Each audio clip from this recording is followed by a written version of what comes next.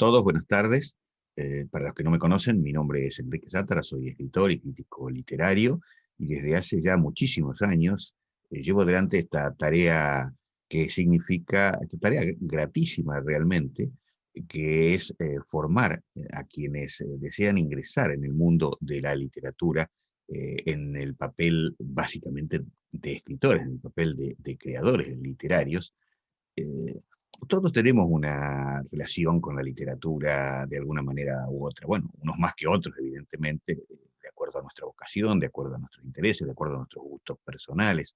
Algunos empezamos a leer más jóvenes, otros en la escuela, pero todos tenemos una formación literaria y un acercamiento a los libros ya desde niños.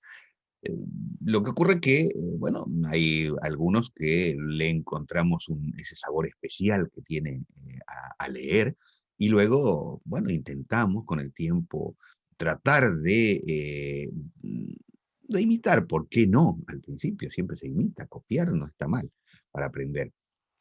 Esos libros que nos gustaron en la infancia, esos libros que en la adolescencia nos van modificando actitudes y modificando nuestra manera de ver el mundo y la realidad, y tratamos también de hacer nuestros primeros pasos en la escritura. Luego, bueno, la vida, todos sabemos que es muy compleja, llena de responsabilidades, llena de imprevistos también. No siempre tenemos la posibilidad de encauzar nuestra vida personal en los caminos abarcando todos los caminos que nos gustaría abarcar. Y en ese camino de la vida muchas veces lo que queda de lado, postergado, es precisamente esa necesidad de crear, de escribir, de manifestarnos a través del lenguaje.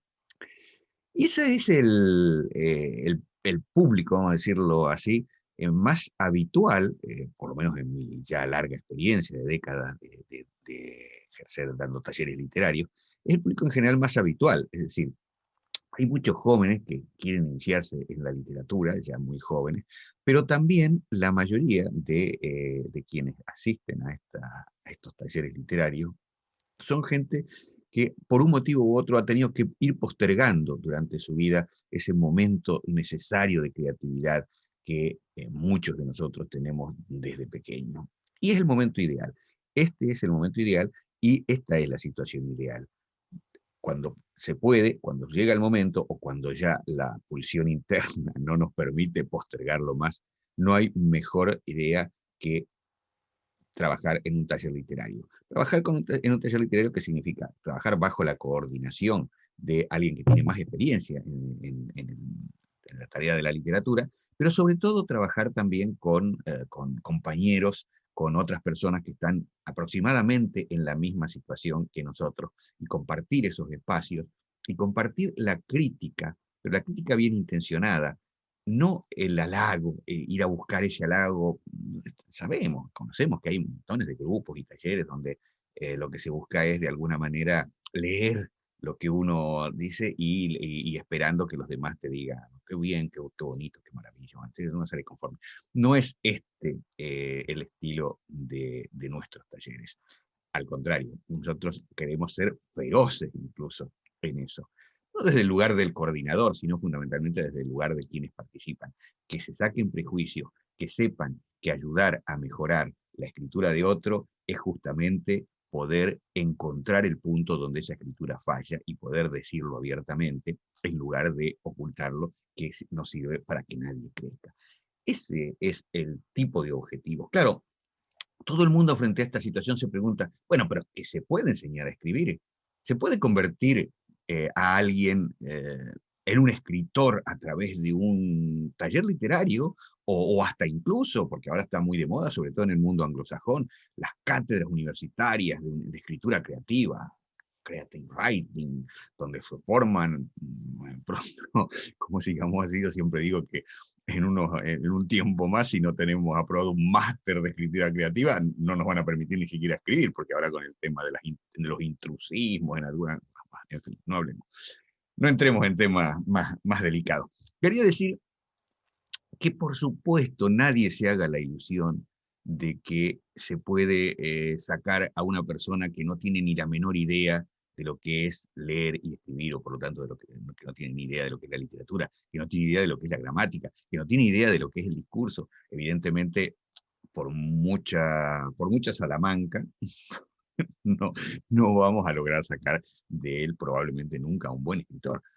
Pero sí que para quienes tienen esa necesidad, esa pulsión, esa creatividad espontánea, ese talento, porque el talento no es una abstracción, el talento es una realidad. No vamos a entrar en debates filosóficos, pero el talento es una realidad. Pero existen mecanismos.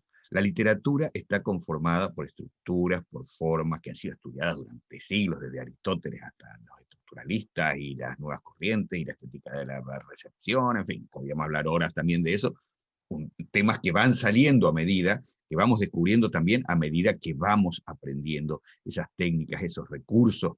Básicamente no en un nivel, lo que nos importa no es aprenderlo en un nivel académico para hacer una crítica literaria o para escribir una reseña, que también, pero me refiero a que lo que hacemos es ver qué hicieron los grandes escritores, fundamentalmente. Leemos a los grandes escritores y tratamos de desentrañar esos recursos, esos trucos, por decirlo de alguna manera eh, más directa, que hace que sus textos logren la efectividad que tienen sobre los lectores. Es decir, todos aquellos que nosotros leímos y leemos y que nos producen eh, emociones, entretenimiento y hasta que nos cambian la vida. Bueno, ¿cómo hicieron ellos para lograr esos efectos sobre nosotros? Y cuando analizamos un cuento o cuando analizamos un libro de otro autor, tratamos de entenderlo, pero no entenderlo, vamos a ser claros con eso, no la idea esa habitual, que es decir, bueno, yo quiero entender un libro, este cuento, vamos a leerlo, ¿lo entendiste? Bueno, no entendí de qué se trata, porque por supuesto que todo eso es importante, pero entender en un taller literario, cuando leemos un cuento, significa entender cómo lo escribió.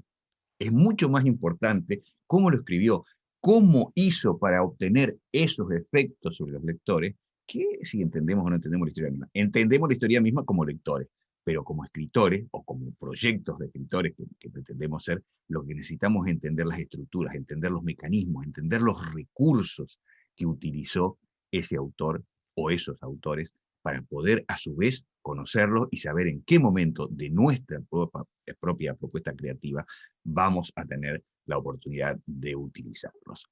Eso es, en grandes rasgos, de lo que se trata estos talleres literarios de distintos aspectos, en el cual hoy vamos a comenzar a hablar específicamente de la ficción literaria y más específicamente de la narrativa.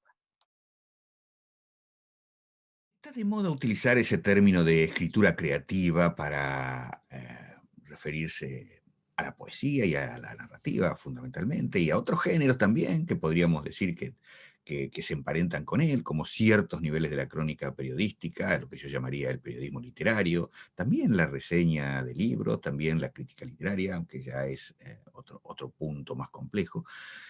Pero, ¿por qué lo de escritura creativa?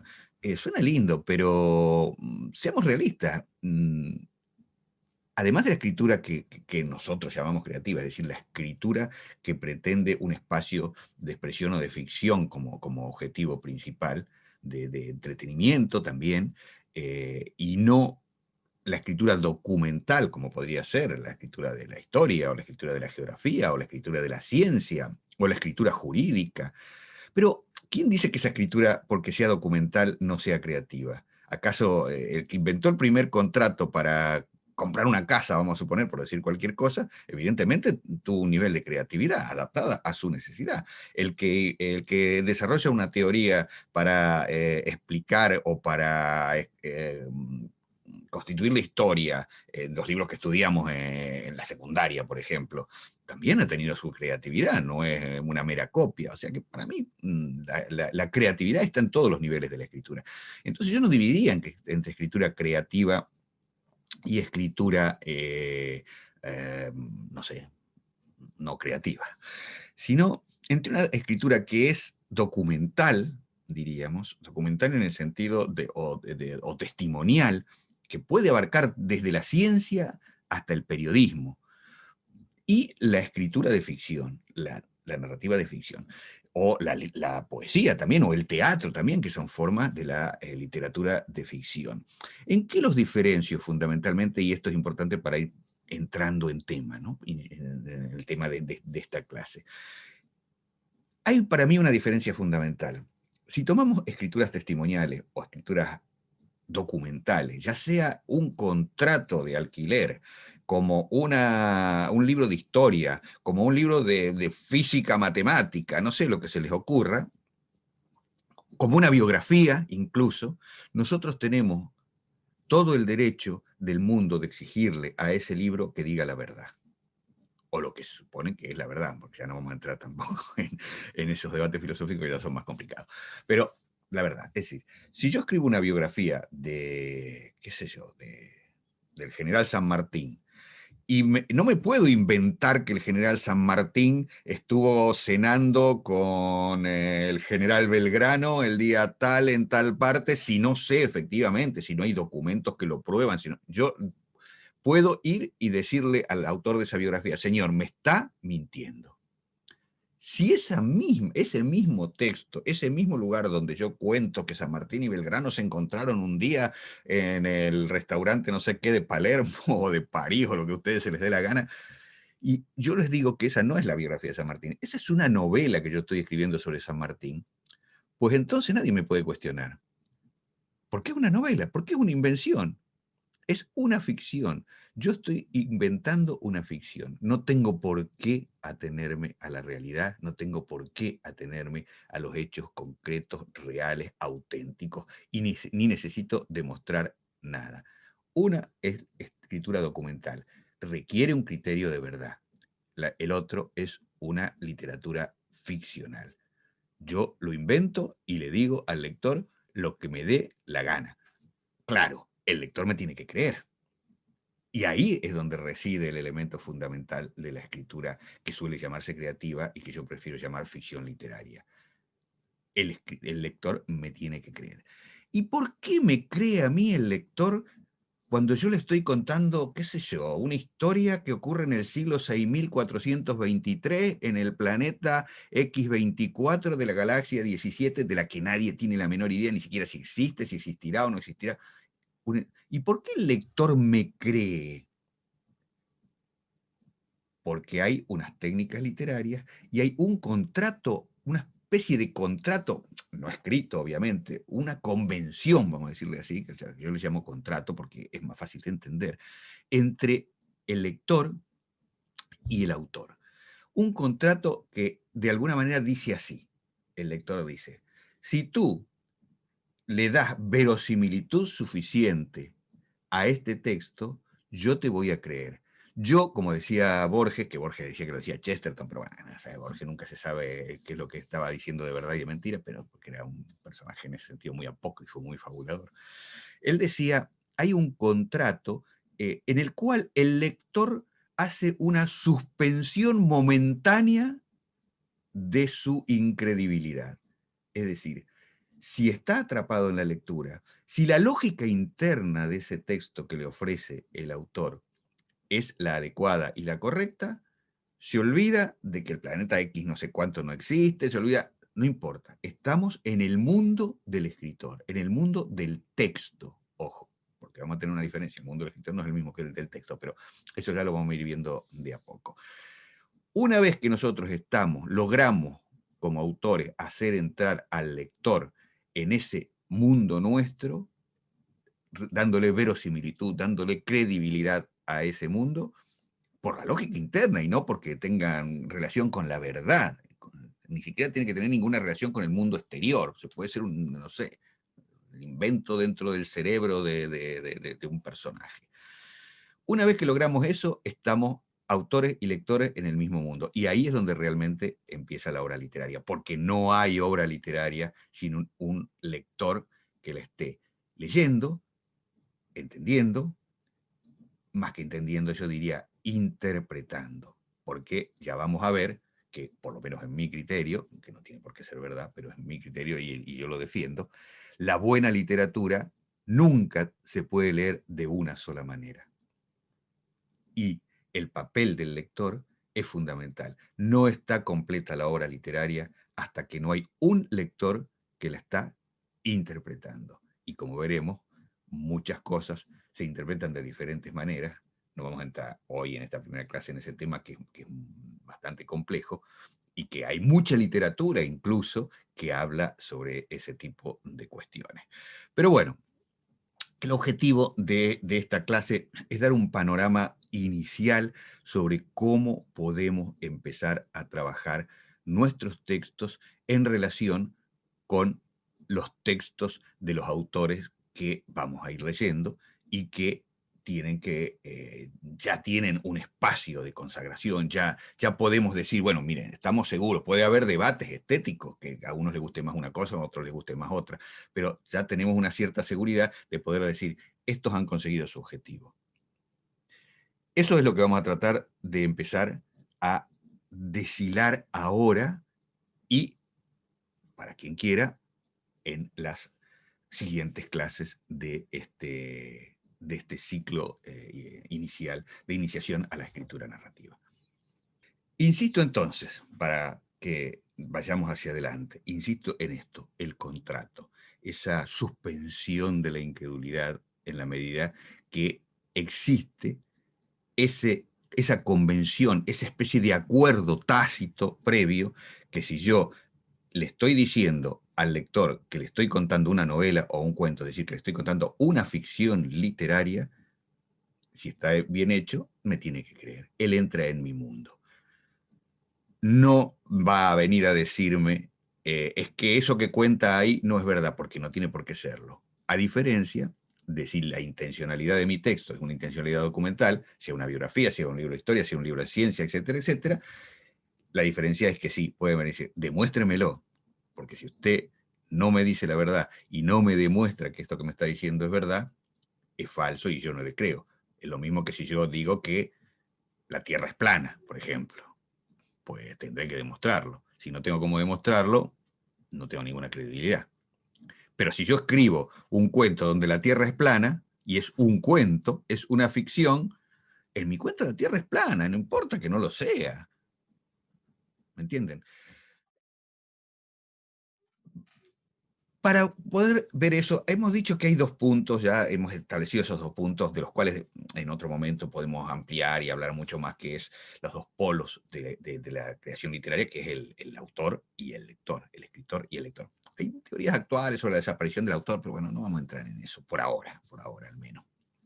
Está claro que hay alguien que escribe el texto y hay alguien que lo lee. Eso es un punto inevitable, con todas las mediaciones, etcétera, etcétera. Bueno, eso lo dejamos para desarrollar tranquilamente en otro momento. Pero vamos ahora al tema, dejemos al lector de lado por el momento, ya que hemos establecido su papel. Vamos a lo que somos nosotros, o a lo que pretendemos ser nosotros, que es autores. Nosotros vamos a escribir una novela, supongamos, o un cuento, una ficción literaria.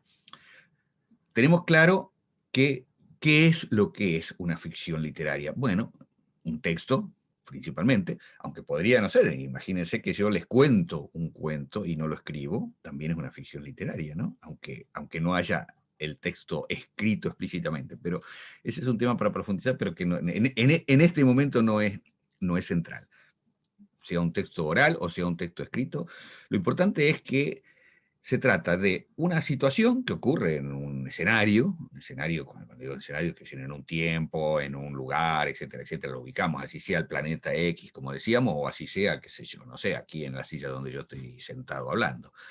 Un escenario y una acción, un hecho, un suceso que ocurre donde generalmente, no siempre, ya lo vamos a ver, pero generalmente hay personajes que son los que desarrollan esa acción.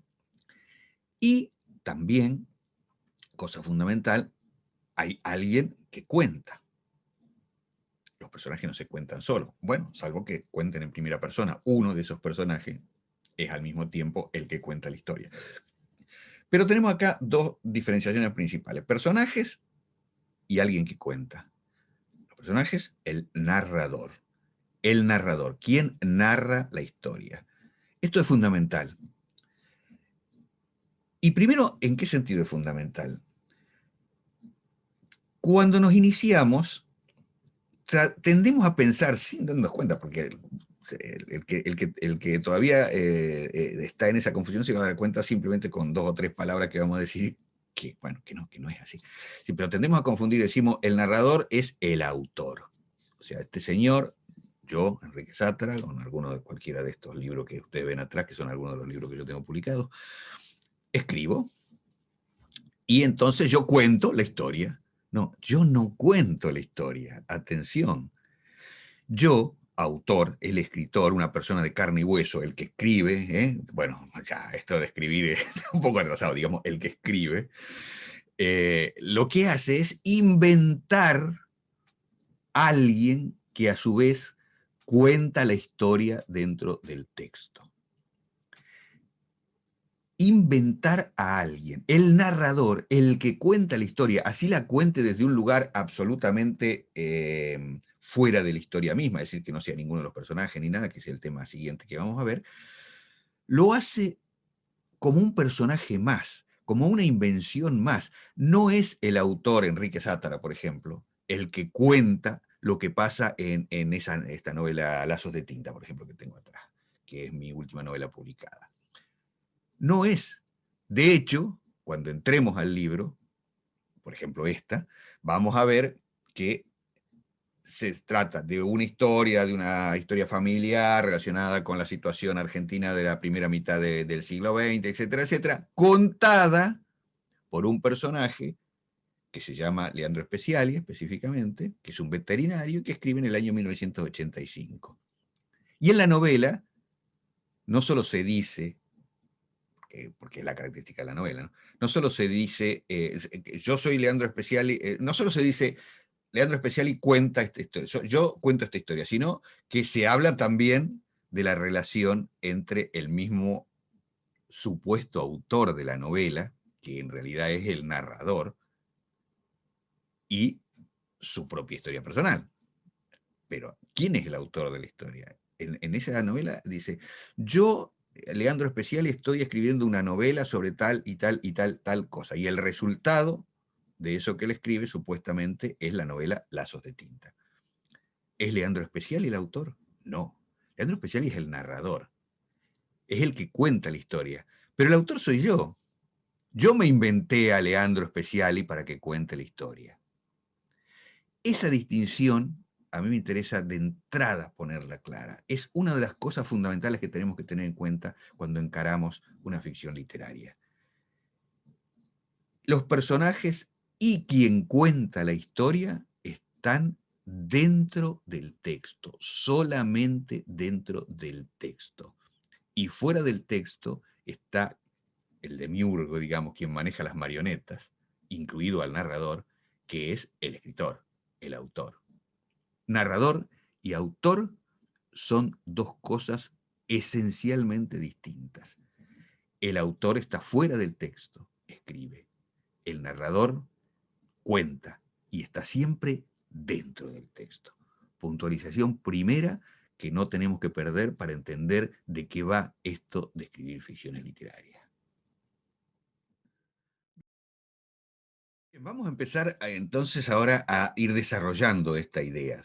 Partimos de esta idea central de que hay todo lo que está dentro del texto, es decir, el narrador, los personajes, la historia que se cuenta, está separado del autor y que narrador y autor no coinciden. Por lo tanto, la primera tarea que hace un autor, inventarse una historia, evidentemente, pero la primera tarea clave en la construcción de esta ficción literaria es elegir quién y desde qué lugar va a contarse la historia.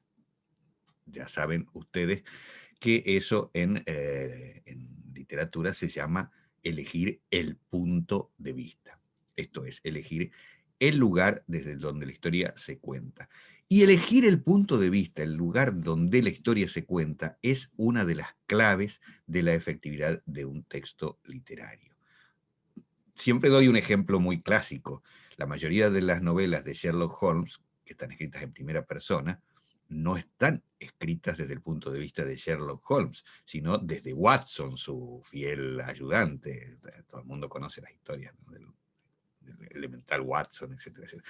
¿Y por qué Watson y no Sherlock Holmes?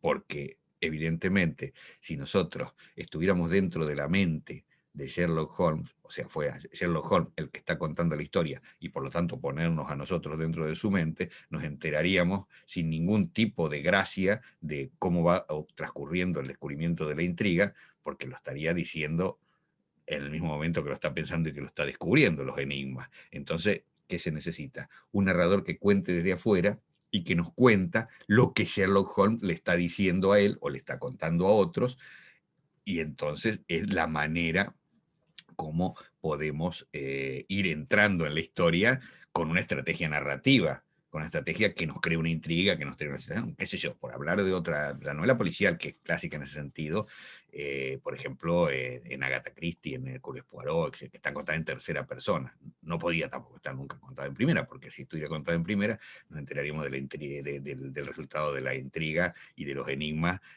al mismo tiempo que el detective, entonces no tendría ninguna gracia. En fin, quiero decir que tengamos presente que estas son cuestiones de estrategia narrativa y son estrategias narrativas básicas. Los puntos de vista tienen que ver fundamentalmente con las personas gramaticales en las que se cuenta. Sabemos que existe la primera persona, la segunda persona y la tercera persona. ¿Se utilizan en literatura? Sí, se utilizan en literatura. Las tres se utilizan en literatura, cosa que muchas veces se olvida que también la segunda persona se puede utilizar como punto de vista narrativo. Ahora, en la ubicación gramatical, digamos, el pronombre que usemos, no es suficiente para delimitar el punto de vista. Por ejemplo, podemos contar en tercera persona. En tercera persona, digamos, es el tipo de narración más clásica, ¿no?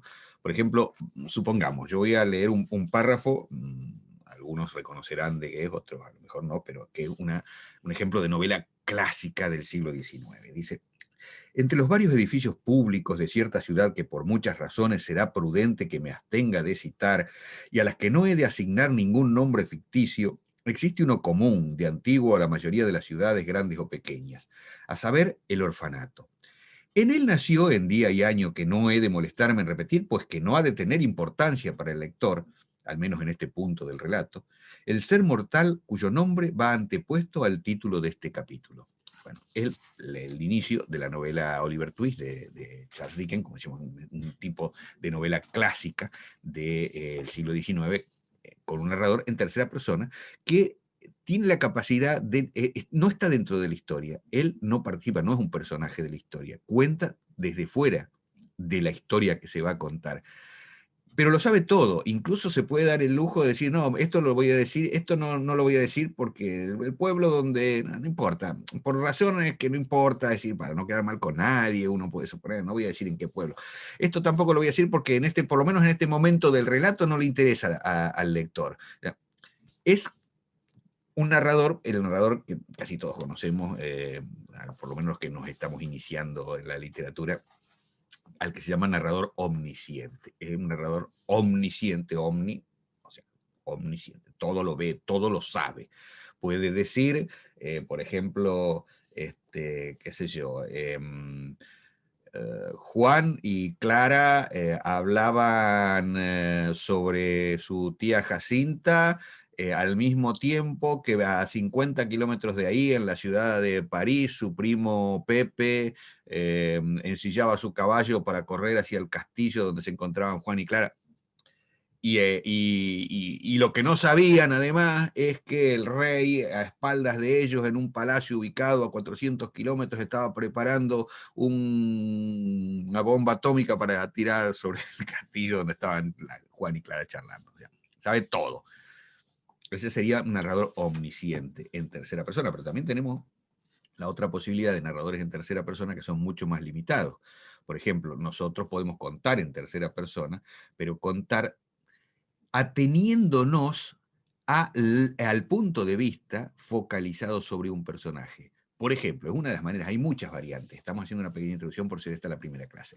Hay muchas variantes, pero, por ejemplo, para ponerle ese caso, un narrador que cuenta en tercera persona, o sea, que está fuera de la historia, que no es un personaje de la historia, pero que cuenta focalizando en la mirada posible de uno de los personajes, que incluso puede cambiar. Mira, en esta novela, por ejemplo, de la que yo voy a sacar algún párrafo para ejemplificar, que es una novela de Paul Bowles, se utiliza esta técnica, pero como los personajes principales son dos, un hombre y una mujer, suele ocurrir que va cambiando el punto de vista en la medida en que cada uno de esos personajes es parte de la acción.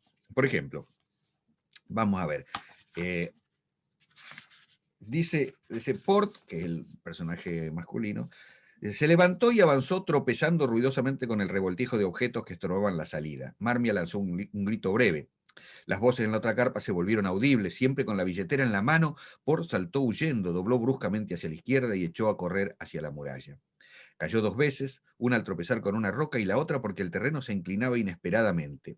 La segunda vez, al levantarse, vio venir a un hombre decidido a no dejarle alcanzar la escalera.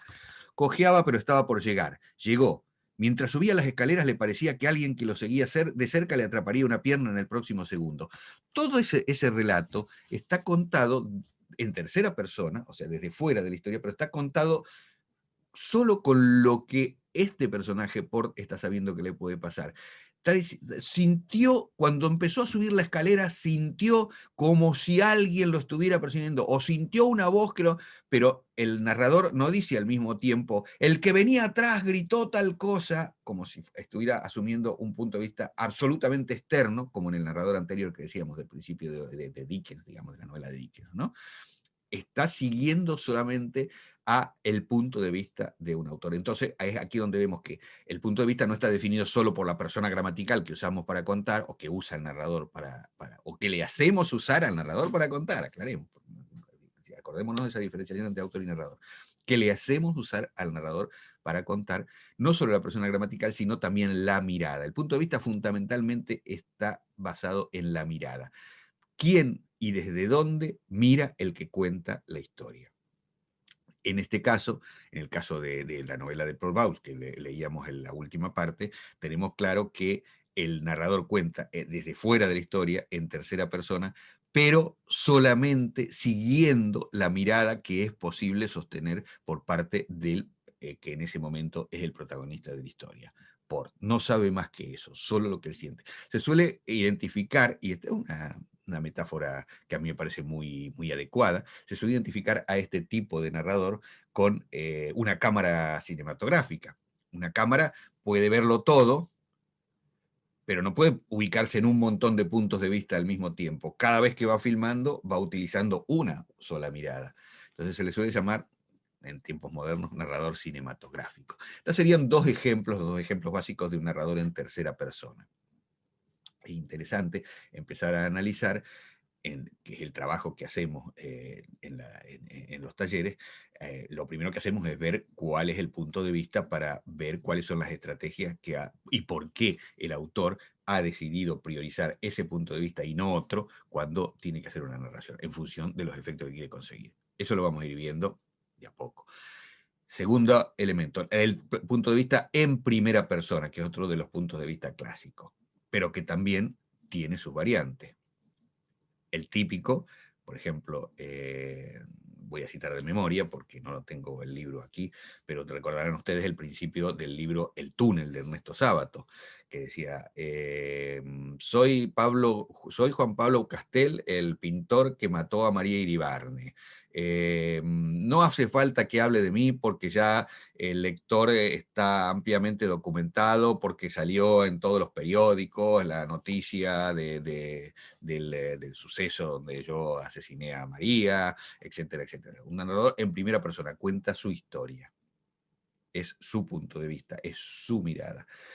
Sutilezas de Sábato que en esa novela muestra un punto de brillantez en el punto de vista, ¿no? Porque nos empieza diciendo, no voy a hablar sobre mí, porque nadie necesita saber que le explique yo más quién soy ni nada, porque como la historia está en todos los periódicos y yo estoy preso porque he matado a María Iribarne y eso es de público conocimiento, lo sabe todo el mundo, no hace falta que yo les cuente más. Y ya nos tienen enganchados, porque dicen, de público conocimiento, pero yo no sé, no tengo ni idea. O sea que vamos a ver, vamos a seguir leyendo para ver para enterarme al final de qué va.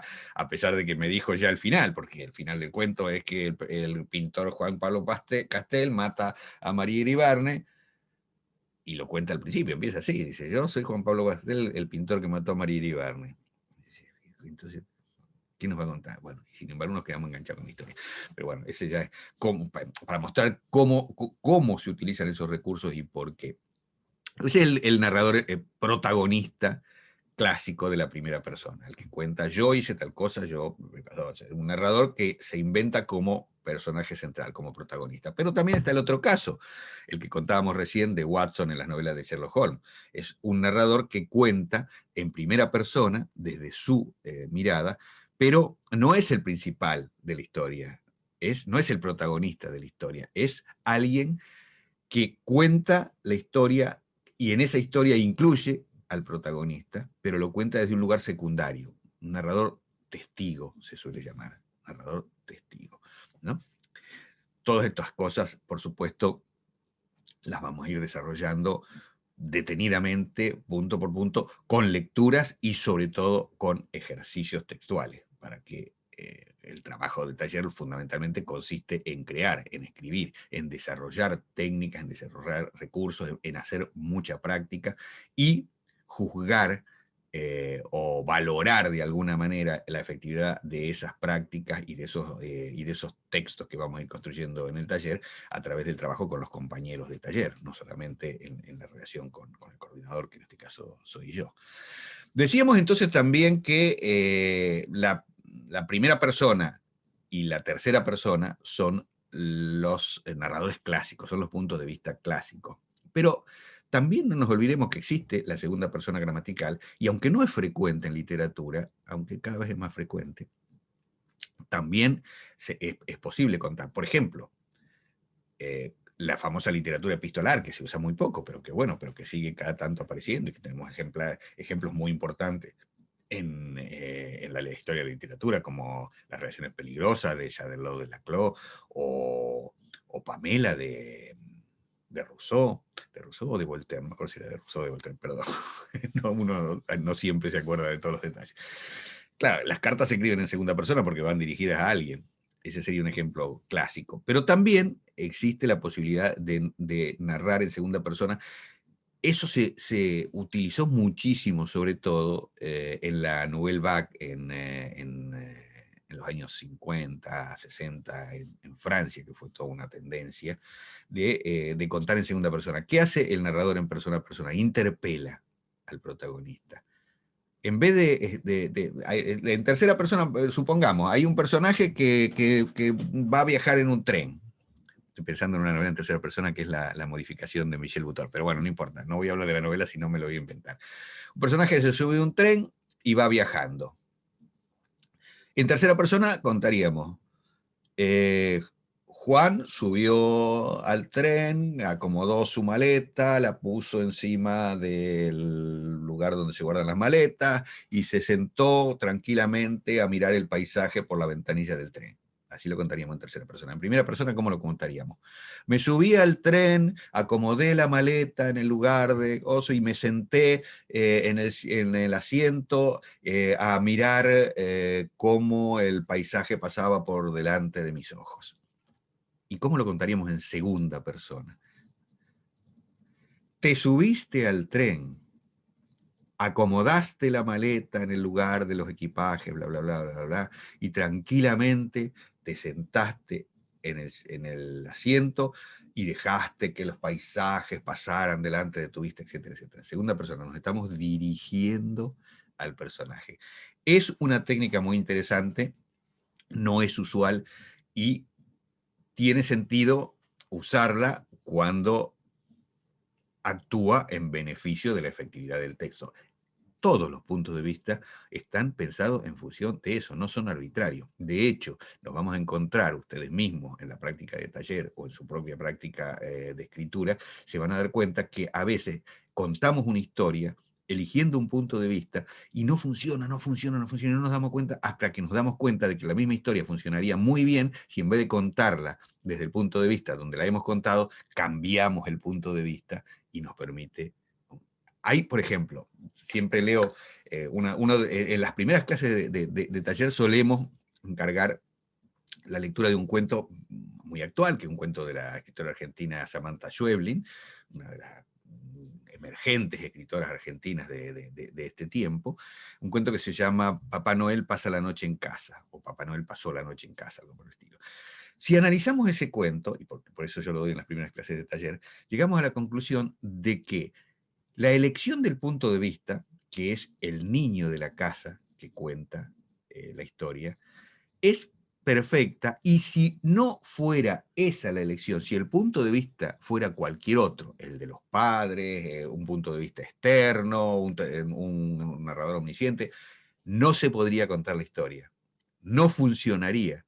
Sería imposible crear el efecto que la autora logra con ese cuento contado desde otro punto de vista. Entonces, el punto de vista no es arbitrario, el punto de vista es la clave de la estructura narrativa.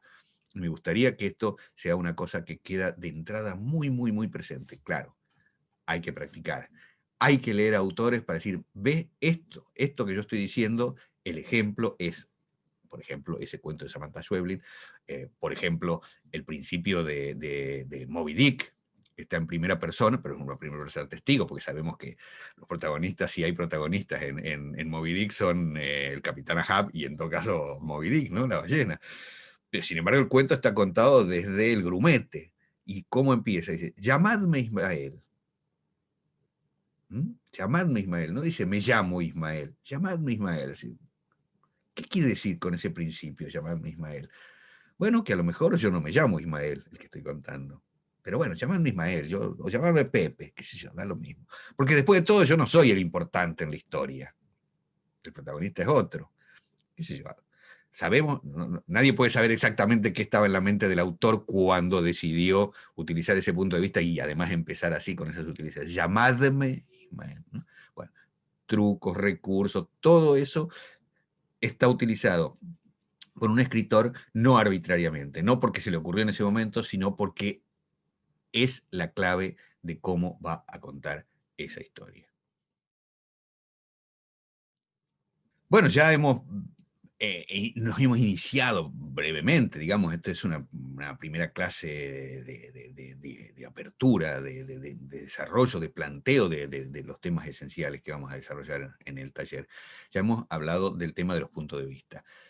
Una historia, decíamos, una ficción literaria tiene que contar una historia, evidentemente, así sea una historia abstracta donde no pasa nada, porque puede que no pasa nada, pero como hay acción, hay movimiento, en algún sentido, siempre, hay una historia en la que normalmente hay personajes. Una historia significa una identificación geográfica, una identificación histórica, es decir, una novela puede transcurrir, o un cuento puede transcurrir en la prehistoria, en la actualidad, o en el siglo 6000, pero en algún lugar tiene que ocurrir, en algún punto del tiempo y también del espacio. Puede ocurrir en mi habitación, en París en 1945, o en un lugar absolutamente inventado que no existe ni existirá nunca. Pero tenemos que ponerla en alguna parte. Y aunque no digamos dónde, está objetivamente la novela, la acción de la novela está transcurriendo en alguna parte. Ahora, es decir, cómo creamos eso es otro tema, ¿no? Cómo creamos los escenarios es todo un largo trabajo de aprendizaje también, muy interesante de practicar, pero bueno, no nos vamos a detener en esta primera clase en ese aspecto. Pero sí, otra distinción que me parece importante también para empezar a ubicarnos en este tema de la ficción literaria, que es la diferencia entre lo que sería la historia, es decir, la historia que se cuenta, el hecho que se cuenta, y la trama literaria. Si ustedes son buenos lectores, habrán captado casi inmediatamente que casi ningún buen cuento ni buena novela transcurren cronológicamente. Esto es, ¿qué quiere decir cronológicamente? A través del tiempo. Yo voy a contar mi vida. Bueno, la vida de Juan. Juan nació tal día, tomó la primera comunión o qué sé yo. Bueno, empezó la escuela en el año tal, terminó la escuela en el año cual, se casó en el año tal, tuvo hijos y murió en el año tal. Del 1 al 10 construimos la vida de Juan. Ahora, si ¿La contamos así? Podemos, por supuesto, la podemos contar así. Un poco aburrido sería, ¿no? ¿Qué necesitamos? Necesitamos construir esa historia, contarla de una manera que sea atractiva al lector, que interese al lector. Y a lo mejor esa vida de Juan, lo más interesante que le pasó en la vida, y que es el verdadero motivo que nos lleva a nosotros a contarles a ustedes la vida de Juan, es que Juan, cuando tenía 25 años al mando de, qué sé yo, de una banda de mercenarios, eh, conquistó la Pomerania Occidental. Entonces, no estamos hablando de la vida de Juan, vamos a hablar de la vida del que conquistó en el año 1900, lo que sea, la Pomerania Occidental, ¿no? Entonces, claro, eso ocurrió cuando dijimos, cuando el personaje tenía 25 años. Y a lo mejor lo primero que tenemos que hacer es contar eso, de cuando él tenía 25 años y conquistó la Pomerania, sino para por lo menos explicarle al lector por qué vamos a contar la vida de Juan. Y después vamos para atrás y para adelante todas las veces que se nos dé la gana. ¿Qué quiere decir? Que hay una historia, pero la historia no tiene por qué coincidir con la trama dramática, con el desarrollo narrativo. La elección de la estructura narrativa, de cómo vamos a contar, de qué manera vamos a estructurar el cuento de esa historia, es la segunda elección esencial que tiene, bueno, segunda o primera. No es que uno haya que hacer lo primero y otro después, son las cosas esenciales, las que tenemos que tener en cuenta en el momento de empezar a escribir. Dónde, cómo y por qué vamos a estructurar la trama de ese cuento o de esa novela, teniendo en cuenta que trama y historia no son la misma cosa. Y agregaría aquí, aunque es un tema a desarrollar mucho más específicamente, y además de la estructura dramática, es decir, de la trama, para contar la historia, que es la historia que vamos a contar, también normalmente, a veces no lo hacemos intencionadamente y lo descubrimos después, lo vamos descubriendo en el transcurso de la escritura, pero también lo hacemos muchas veces intencionadamente. En el fondo subyace otra cuestión principal, más importante todavía, que es ¿qué nos importa decir de esa historia? Porque a lo mejor tenemos la vida de Juan, desde que nació hasta que murió, tenemos el hecho esencial de la vida de Juan, que es que a los 25 años conquistó la Pomerania Occidental, pero a nosotros en realidad contar todo eso lo contamos porque nos interesa demostrar cómo las tiranías perjudican a la humanidad y a la misma vida personal de Juan, y lo ejemplificamos ese tema a través de la historia que contamos utilizando una estructura dramática de la trama. Vamos. O sea, ya tenemos tres elementos: la historia, la trama o la estrategia narrativa y el tema. Tres temas, tres cuestiones que están, digamos, diferenciadas, tramadas, enganchadas, son todas partes de lo mismo, pero tenemos que aprender a diferenciarlas en nuestra labor de escritores, porque tenemos que hacer que el lector entienda ese tipo de sugerencia que le estamos haciendo, entienda, las capte, sepa a dónde queremos llegar, sepa que no le estamos contando la historia de Juan que conquistó la Pomerania Occidental a los 25 años, porque sí, porque si no escribiríamos un libro de historia, sino para demostrar un tema, o para tratar, o para trabajar, o para hablar de un tema básico, profundo, que es, por ejemplo, lo que sea, que las tiranías son malas para la humanidad. Y en vez de contar la historia de Juan, que a los 25 años conquistó la Pomerania, podríamos la de Pepita, que reinó tiránicamente sobre las tribus primitivas en la prehistoria. Si nos sirve más, pero nosotros lo principal que queremos hacer es desarrollar un tema que queremos transmitir. Entonces, tema, trama y historia son tres elementos que están absolutamente concatenados, pero que son diferentes. Así ya vamos viendo algunos de los elementos básicos para empezar a pensar en la narración, en la estructura narrativa, en la construcción de los textos que pretendemos para avanzar en este aprendizaje de la cuestión literaria. Evidentemente hay muchos más temas que tenemos que desarrollar. Una historia se construye, decíamos, en determinados escenarios, y uno de esos escenarios fundamentales es el tiempo. El manejo del tiempo en la narración es un dato también clave para la construcción de historias, como manejarnos hacia atrás y hacia adelante con los llamados flashback o flash forward. En fin, es todo un tema completo de desarrollo y de práctica. El tema de los diálogos, por ejemplo, que también es fundamental. Bueno, de los diálogos estamos acostumbrados a lo básico que ya nos enseñaron en la escuela, de que hay dos formas de transcribir un diálogo, el estilo directo y el estilo indirecto.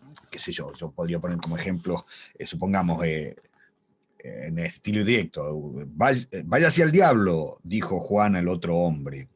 El diablo anda muy lejos, replicó su compadre. Entonces, se hace una acotación para señalar quién es el que habla y se hace una transcripción directa del texto, del diálogo, ¿no? Pero ese mismo se podría hacer en estilo indirecto, es decir, todo contado desde fuera, y en la transcripción podría ser una cosa así. Juan dijo al otro hombre que se fuera al diablo, pero su compadre no tardó en replicarle, asegurando que el diablo andaba muy lejos. Están diciendo lo mismo con dos estilos distintos. Uno reproduciendo directamente el diálogo, el otro contando desde fuera, lo cual lleva el paso de uno al otro, que es importante practicar, lleva también cambios de tiempos verbales, etcétera, etcétera. Pero también existe usado mucho, sobre todo recién a partir de la literatura del siglo XX, el llamado estilo indirecto libre, que mezcla, le da una gran agilidad al relato, mezclando aleatoriamente las dos formas, el directo y el indirecto, con sus mediaciones. Por ejemplo, por leer un pequeño texto, voy a elegir un texto de mi novela Sinfonía de la Patria, que no está todavía publicada, por eso no está por ahí. Dice, volví a leer La Celestina mucho después de terminar la secundaria, le contó ahora a Inés, levantando el brazo al mismo tiempo para llamar al camarero, que justamente en ese momento pasaba a su lado con una pila de platos en la mano izquierda. ¿Puede ponernos una fritura malagueña y otra jarrita de tinto de verano? El camarero asintió sin detenerse y siguió su camino hacia la barra, haciendo chasquear la arena con sus zapatillas Nike. Y entonces la Petrocelli, intentando descalificar tu reclamo, pronunció aquella frase memorable de la que todavía nos acordamos, ¿no? Dijo ahora Inés, cambiando el rictus irónico por una amplia sonrisa que casi se convirtió en carcajada. La literatura tiene como función dar ejemplos edificantes que sirvan a la humanidad, etcétera, etcétera. Como se ve aquí, en este ejemplo, no hay una transcripción, se mezcla la transcripción directa con el relato en tercera persona, y él se va haciendo una trama de relato que fluye mucho más ágilmente. Ese es otro de los interesantes temas y de los muchísimos temas que tenemos que desarrollar, que pretendemos desarrollar en este breve primer taller de iniciación a la ficción narrativa. Estos y muchos temas más. Decirles también, ¿no? Ya que que lo pueden consultar en este libro, Ficción y Realidad, de mi autoría, que es un libro que resume todas estas técnicas básicas que desarrollamos en los talleres literarios, que ustedes pueden conseguir en Amazon tranquilamente. Pero claro, lo importante no es solamente teorizar, no es solamente explicar, no es solamente hablar. La función fundamental de un taller literario es escribir y leer. Fundamentalmente escribir. ¿Cómo lo hacemos? Todas las clases, de acuerdo al tema que vamos desarrollando, elegimos algún cuento de algún autor vastamente conocido y que ejemplifique esas técnicas y esos recursos específicos de los cuales vamos a trabajar. Y a partir de la lectura, de la incorporación de esos recursos, de la identificación de esos recursos en el texto o cuento o novela que elijamos, trabajamos nosotros, los participantes, los talleristas, trabajamos creando escenas, creando textos breves, por supuesto, adecuados al tiempo de la clase, que después podamos nosotros leer y compartir entre nosotros, y logrando especificar si está logrado, si no está logrado, si se cumplió con la consigna, si no se cumplió con la consigna, por qué, etcétera, etcétera. Ese es lo esencial del trabajo de taller. Además, por supuesto, lógicamente, trabajar los textos personales, que es lo que nos interesa que les interesa a casi todos los que hacen taller, es decir, traer los propios textos en una segunda parte de la clase, leerlos, ¿no?, entre nosotros y recibir el feedback no solo del coordinador, sino el feedback de los compañeros, que en su conjunto, como siempre suele decirse, varios ojos ven más que dos. En este caso pueden ser, como las clases están pensadas hasta un máximo de 8 participantes, pueden llegar a ser incluso 16 ojos ven más que dos. Ese es el trabajo fundamental que nos reúne en este taller, que hoy empezamos con esta clase inicial a la que estamos asistiendo. Para los que estén interesados en seguir adelante, en seguir desarrollando este trabajo, decirles también que cuando los textos, finalmente, los textos personales se dan por terminados, el taller en su conjunto decide que, bueno, que ese es el punto de terminación de determinados relatos, los publicamos automáticamente en un blog propio, que es del taller, que tiene la dirección visitantesletrados.blogspot.com, que luego le vamos a poner aquí abajo, como es costumbre. Y además, una vez al año, editamos en papel y en Kindle, lógicamente, una antología de los mejores cuentos producidos por los talleristas durante todo el año, que está editada por nuestro propio sello, El Ojo de la Cultura Hispanoamericana. Los interesados en seguir adelante, esta es la primera clase, los ciclos de taller son de 8 clases, así que después de esta quedan 7 clases más. La duración habitual de las clases es de 2 horas semanales, en este caso lo estamos haciendo más corto porque es una clase inicial y todavía no nos está dada la posibilidad de la participación directa, de las lecturas de los textos, de las prácticas que vamos a hacer a partir de la clase próxima. Les decía, los que estén interesados en seguir adelante pueden obtener más información o inscribirse en la página, en el correo electrónico, elojodelacultura@gmail.com. Las clases se dictan, como hoy, todos los días martes, a partir de las 7 de la tarde, hora de Londres, y hasta las 9 de la tarde, hora de Londres, adaptada, por supuesto, al horario de quienes quieren participar. El horario europeo, ya saben ustedes que es una hora más tarde, o sea, sería de 8 a 10.